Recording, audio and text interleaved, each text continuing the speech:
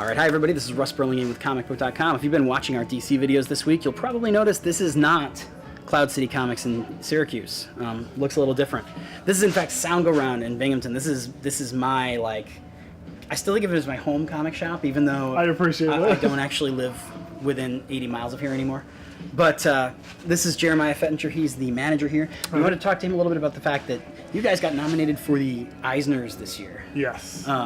Let's talk about that, because you're a fairly new store and you're a giant comic book nerd, so you kind of appreciate the gravity of the Eisners. When I first started working in comics, selling comics, the number one thing that I wanted to do was attempt to win the Eisner, because I thought no store from New York State has ever won. Mm-hmm. And this year New York was very lucky. We had 3 nominees in the top 20, which is pretty cool. But when I first started working at Soundground, all we had was 12 feet of comics. It was 12 feet, 16 boxes, I think, total, and we just exploded it.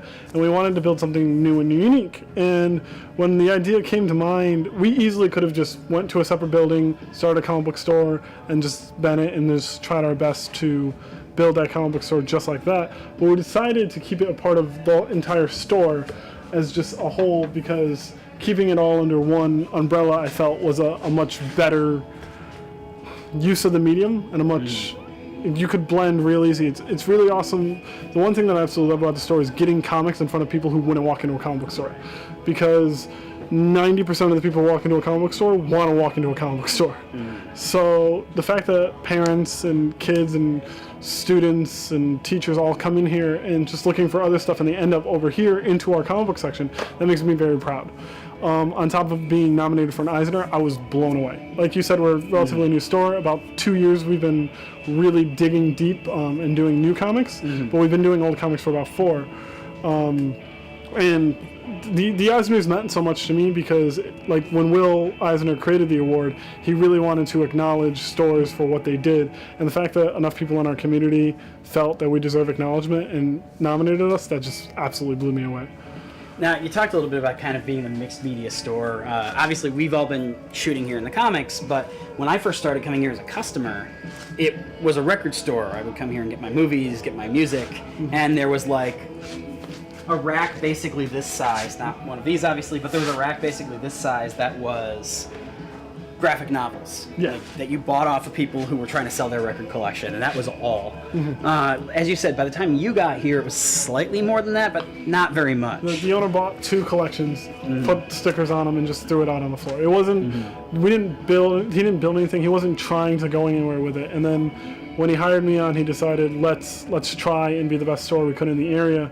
And the fact that we were nominated for the Eisner, that's the top 1% of the comic stores in the world. I mean, there was 20 nominees that made it to the final cut, and 6 of them were foreign. So that's 14 stores in the United States that made it to the Eisner nomination, and I'm just absolutely floored that we were one of them. And one of the things I think is interesting is, you and I talked a little bit about this, that, there's sometimes hostility within the comics community towards stores that aren't exclusively comic stores. But I think that to people who aren't that, million people or whatever it is who buy comics religiously, this is more representative of, this is Comic-Con in a lot of ways. If you go to Comic-Con, which is where the Eisners are distributed, all of this is kind of the expectation. The only thing that Comic-Con is slightly lacking in what we carry is just music, which give it time.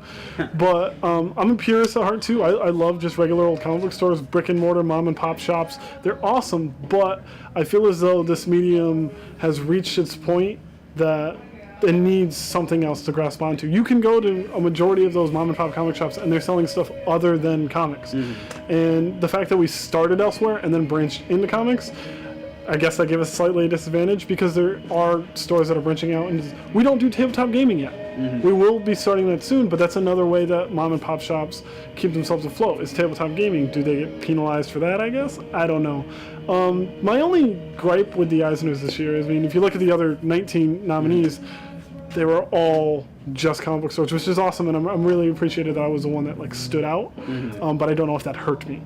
So I'm really proud of what we've done here, and I will continue to strive and be better and better and build more and give back to the community as much as possible for what they did to me. Just literally saying that I was Eisner nominated means more than I can ever put into words.